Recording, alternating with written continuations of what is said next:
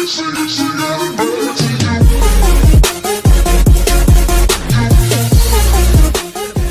we go. RRQ is going to definitely first pick Grok. I think BTR just made a really big mistake here. Or maybe they might be prepared for this. Because once you have someone like Grok who's able to help you rotate from point A to point B as quickly as possible just by staying near a wall, and you just need to pick up rapid boots, this is bad coming in. From the side of BTR, they need to pick something that is able to match or counter the engage and the quick rotations that can be provided by the Grok to the entire team of RRQ. I want to keep in sort of notion here, in case people were not really following the items that happened in the last game. All 5 members of RRQ had boots of swiftness. Exactly. And on the side of Bigetron, you had a variety of different boots that were going on there. So could this be the winning secret to why they were able to rotate, and outpace Bigetron when it came down to I think this is going to be bad for the side of BTR here. Because, I mean, you see them already. You see RRQ already feels like they are moving... quick and fast here coming in from the side of RRQ. It just felt like... RRQ was just faster in terms of where they wanted to be compared to BTR just by 10 steps, and I feel that this is just going to exacerbate that problem and it's just going to make it worse. I feel that this is a very big mistake here coming in from the side of BTR. Letting that Grok through is just well, we'll see if it's hyped up as it gets, right? I don't know, like on paper like we did the theory crafting, we discussed it, and we know for a fact that there's just a crazy amount of synergy that the Grok passive can have. So, like I said beforehand, it doesn't mean that you pick a certain hero, you're gonna win the game entirely, correct? So, I mean, that's not what I'm trying to say.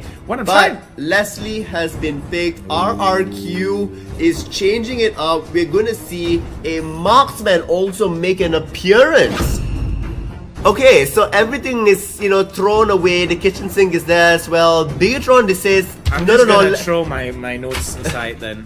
I'm just gonna throw my notes aside. That's all I'm gonna say. We are seeing here that Bigetron is going back to the same sort of lineup that they want to have, that they tried earlier. We are gonna see that LY4 is not playing.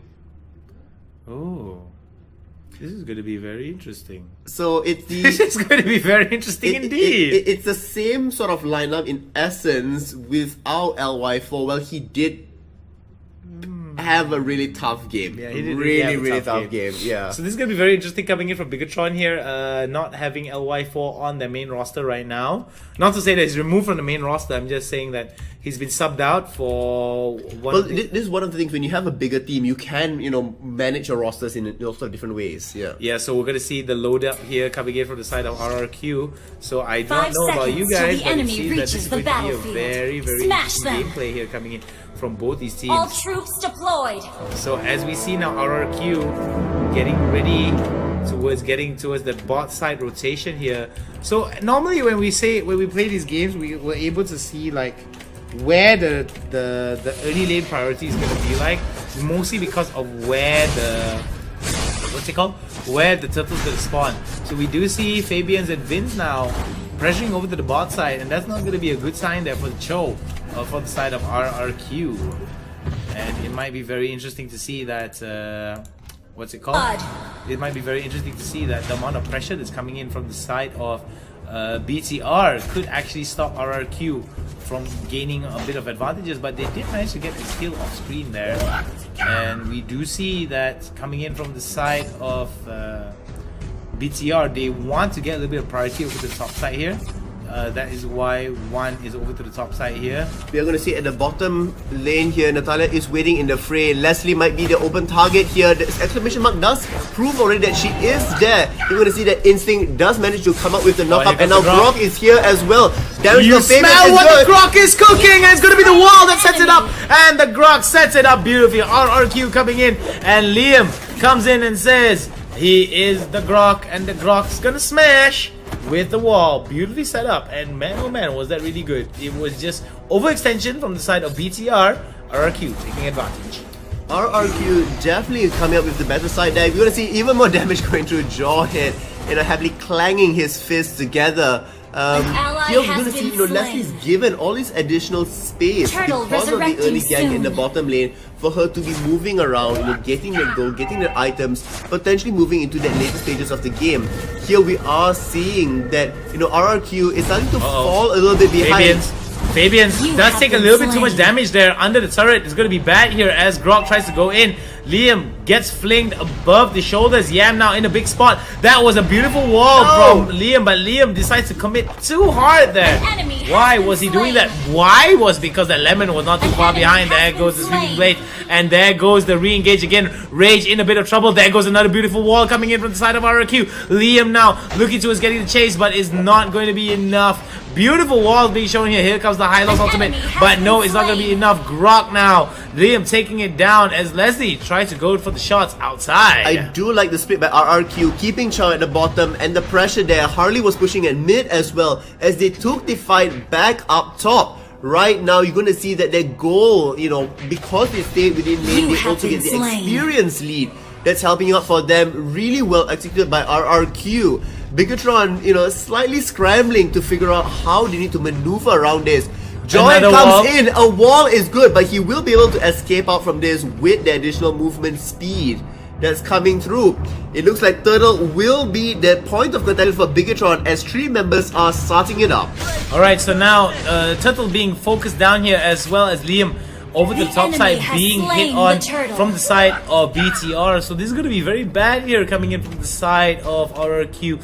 They do have a little bit of lane priority over the top side. BTR now a little bit overextended. It's got to be careful on how they take some of these fights here. Here comes, beautiful fling. A beautiful ejector over the shoulder there as he gets flinged into combat, but we'll be able to get away. Luckily enough, RRQ members were not too far behind.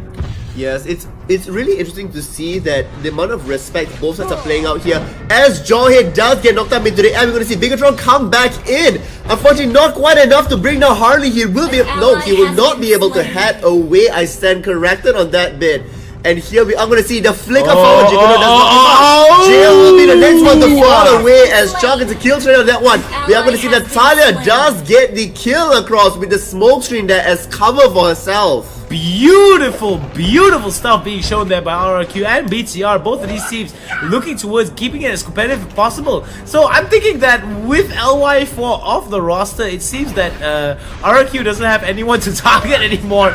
So we do see that Yam now in a bit of trouble and he's going to get taken down. Instinct, will your instincts fail you or will your instincts save you? Instincts will save him this time as he was able to Jit Kundo away.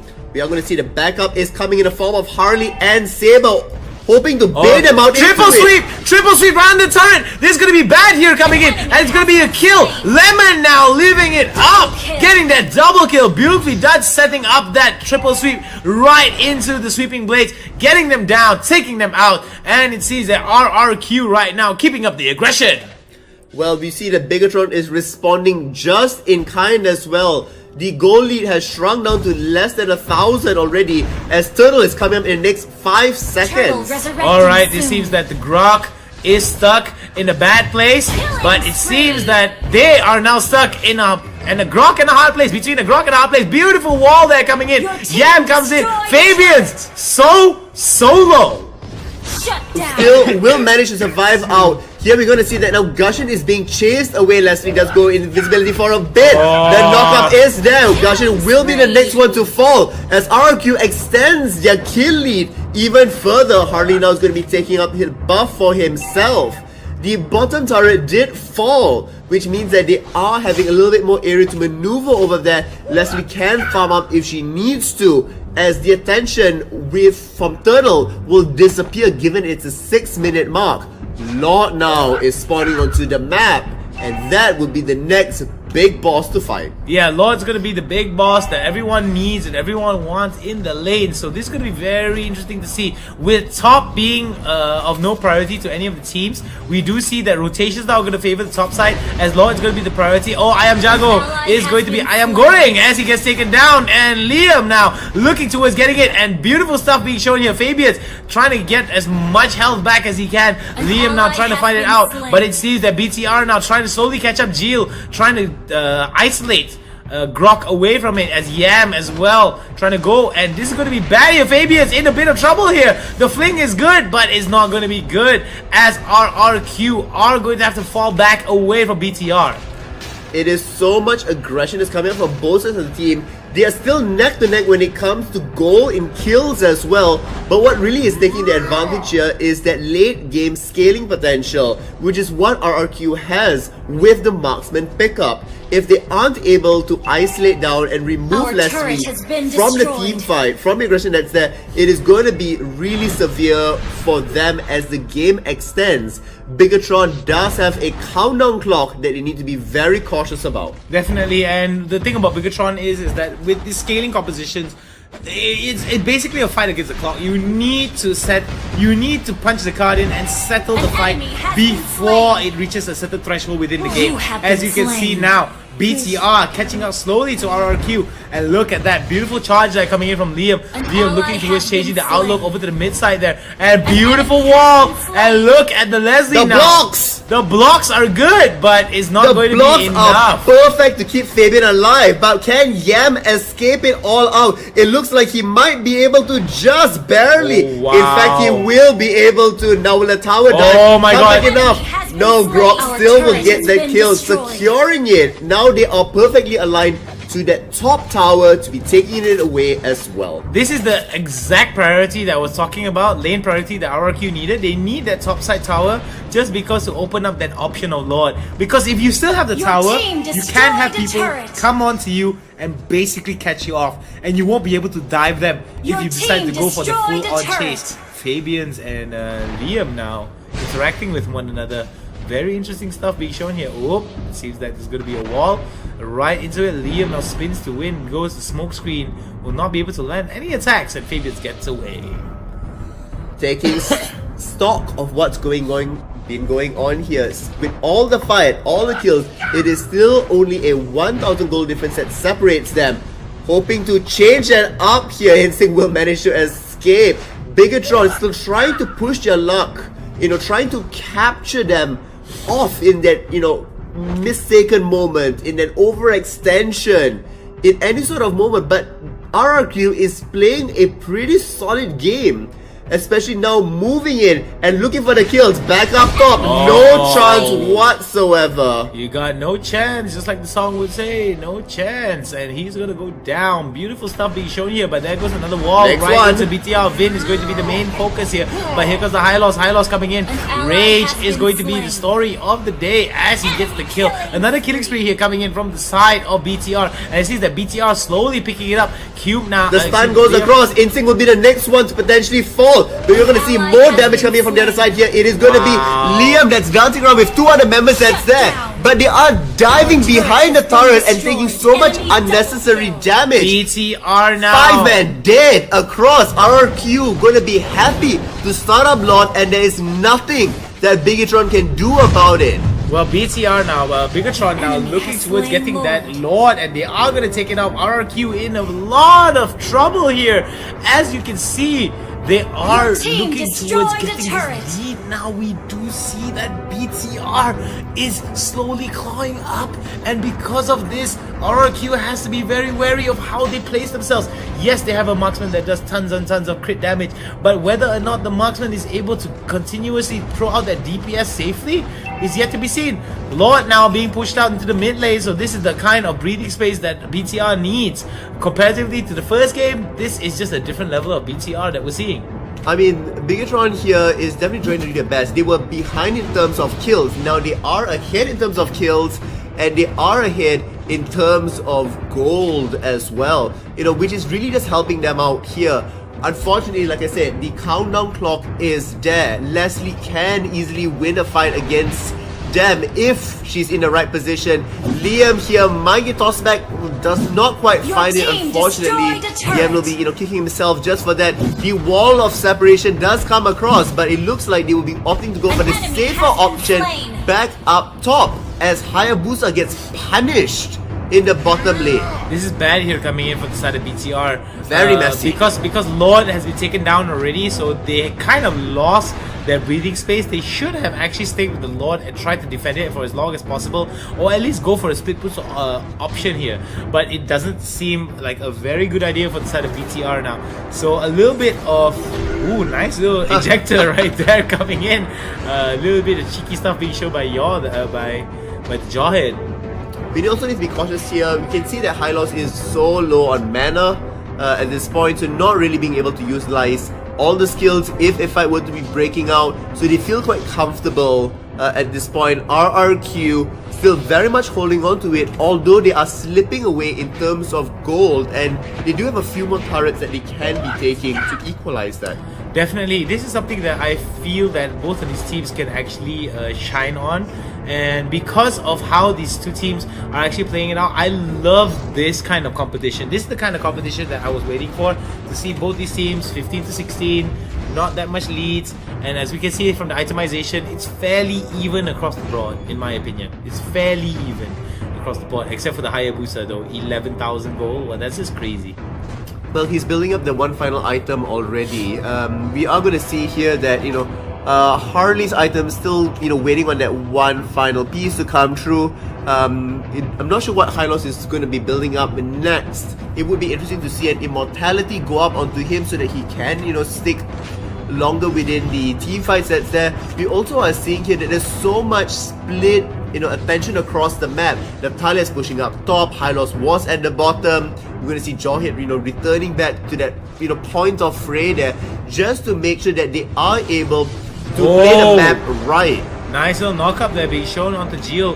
And the thing that I feel that RRQ really wants is a late game composition, is a late game scaling here. But just because of the amount of consistent engagement that's coming in, oh my god, Yam is going to go down. There's going to be barrier coming in from the side of RRQ, for BTR. Oh, here comes the Natalia. Natalia on the side though, looking for that nice little flank coming in from the side of BTR. Does not find it. Does not find it. Fabians just doesn't find it. And this seems to be like a really bad decision here coming in from the side of BTR as well as RRQ. Both of them now even off. Both of them losing 2 members of their teams each. And we do see, oh my goodness, look at the amount of pressure here being shown by BTR. Geo now, look at the damage that's done. I mean, Hayabusa clearly is the most fat member of the team there. Perfectly on time. Wow. As Lord comes out, will they be able to remove it fast? And now will Gusion be able to deter the Grok away? It looks like he will be able to in fact just remove him away from the map. But we're going to see Leslie is there. Yam now, oh my goodness, he tries to go for it, but he doesn't get it. Oh, this could be the way the RRQ could lose this matchup here. They've got to be careful on how to take this fight, but the damage is too high coming in from the side of BTR. Here comes Yam. Yam in the middle of it, trying his best. Vin now, going to go towards the Leslie, and oh my goodness, Instinct now in a bit of trouble. Oh my goodness. Just remove Leslie. That is the sign they needed. Lord is pushing at middle here. They need to just be able to buy some time, contain, maybe get a kill and not die themselves. And big Jill's gonna go down though. He gets ended by Ayajago, and this was just a little bit of greed that's being shown here from BTR that was punished by RRQ in the early game. This is not something they should have done. They could have been following up with Lord over there. Now with the damage dealer being removed, it's only a Jawhead and Hylos. They cannot apply the pressure that they want to be doing. It is past that 15-minute mark. We saw how, what a horrible thing is it to deal with a late game Leslie. And guess what, Hound? It's gonna get just even worse. It's gonna get even worse. The thing is, RRQ definitely has a very strong late game scaling composition, but it seems that BTR just seems to beat them to the punch. And because of the amount of chaos that's happening inside the battlefield between these two teams, we're gonna realize that members of RRQ are not able to supplement the damage accordingly at the situation that needed the most. The reason why Bigatron is able to do all of this is because of their positioning. There is a collapse. There is the the concave that is set up, so that you get somebody coming in with the flank that gets caught off guard. That you flicker into the wrong direction. Here we're going to see Hylos Duck it, Oh my goodness, it's gonna be bad here as the Hylos ultimate has gone down. All the speed has gone up. Everyone is fast as Sonic as the fight is gonna go all over the place. RRQ in a very bad spot, but it seems that RRQ are able to turn it around. Look at the amount of damage that Iron Jago is gonna be throwing out. Vin now was able to get away, but over to the bot side there, bottom turret will go down. It seems that the split was definitely in favor of BTR. However, it seems that 2 for 1 will not be in favor of BTR. I will have to commend that play because they knew they were going to start the fight over there. Natalia was going to push the bottom.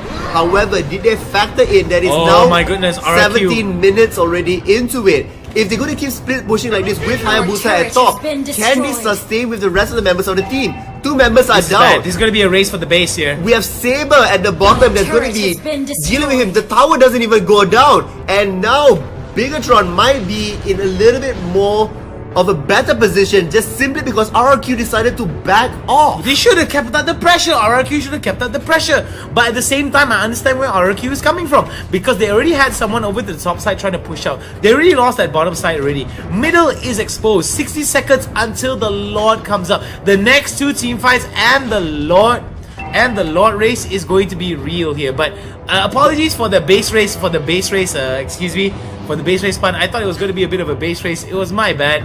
Saw the map a little bit wrongly. But I do feel that it's going to be a race for objectives as both of these teams were trying their best to secure whatever towers that they have in order for them to get more pressure. With the pressure relieved here from both these sides, we're going to see a fairly even fight coming in towards the 30-second mark here, in another 30 more seconds towards the Lord here, because I believe that BTR does have the opportunity to go for the Lord. They definitely do have a most equal opportunity to be going for it. It looks like they are posturing with each other. They do spot, each other out, but there's so many immortalities up on RRQ's side. They need to bring on Leslie twice, Saber twice, and Harley twice as well. A huge tall order for them at this point, as it looks like Hayabusa will be starting out Lord as it is. We are gonna be finding out, will this be good enough? And Natalia is still out of position here. Oh my goodness, it's gonna be bad here. BTR in a bit of trouble here. Rage does have to go away. Oh, the sweeping blade almost getting him, but not too far behind RRQ. But look at the back though, Natalia. Oh my goodness, Fabius, can he do it? Will he do it? No, he doesn't. They remove away the minion, therefore he was dealing less damage. What a clear understanding of how to avoid that from being a disastrous engage. Now Natalia is being removed out for 40 more seconds. RRQ has such a good position to be taking out Lord. We're going to apply even more pressure with Jawhead there, but he's not the fastest pusher.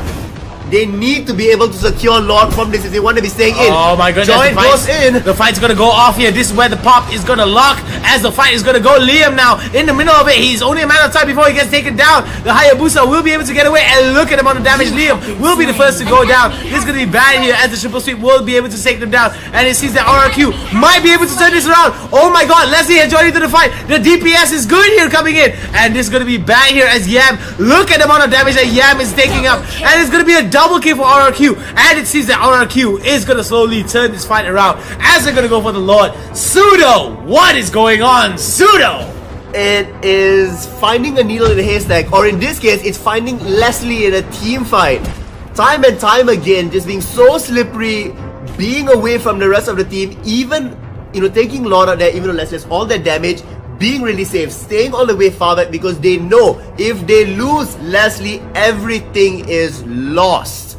And that team fight was insane. The repositioning, the protection and body blocking for their own fellow members of the team was really spot on. Unfortunately, Bigatron falling behind a little bit because you have Harley that's doing area damage. Cards are being thrown and you're gonna get 3 to 4 members that are being actively damaged. This is such a back and forth game being shown here by both these teams, but man, oh man, is it some kind of crazy level of damage here? What's it called? Coming in from both sides of these teams.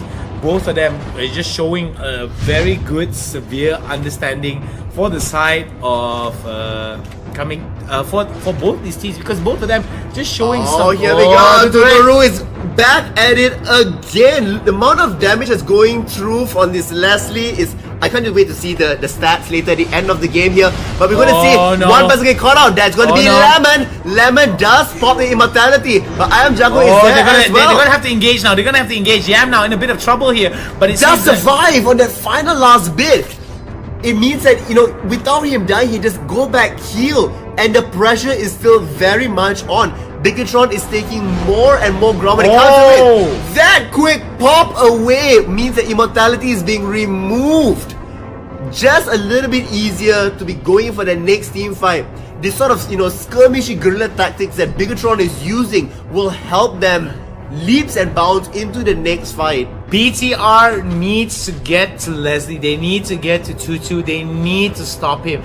The amount of damage that he does with just his basic attack. It's gonna be a collapse. Oh, the collapse is gonna be real here. Will BTR be able to get into the winning objective here as they're gonna go fight it out? RRQ in a bit of trouble here. The Jeet Kune Do is good. Here comes the ultimate. This is gonna be bad here coming in from the side of RRQ. They need their main damage healer. There is Tutu. Tutu now doing as much damage as he can, getting the mega kill. And it seems that RRQ trying to turn it around. This is gonna be bad for BTR.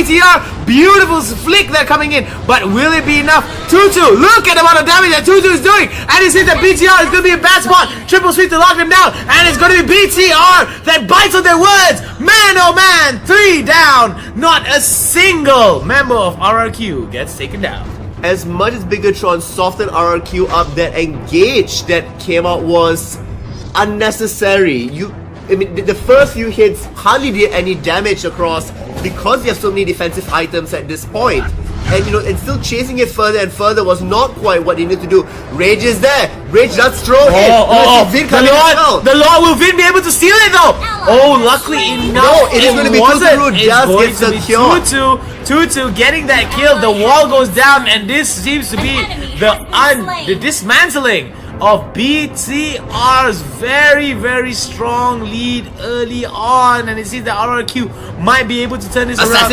Oh, Fabian's now in a bit of trouble. Fabian's gonna get locked down and will be shot with the Leslie ultimate here, as Leslie now pushing it out. All they need to do is protect the Leslie, and Leslie will be able to do the damage. Look at the amount of damage that the basic attack are doing. Unstoppable is the Leslie. Tutu now keeping it up, keeping it sexy, and keeping it hot. Fabian is now looking for the flank. Will he be able to get the flank though? If he gets the flank, he will be able to do it. 2049 crit per auto attack. That's just an insane level.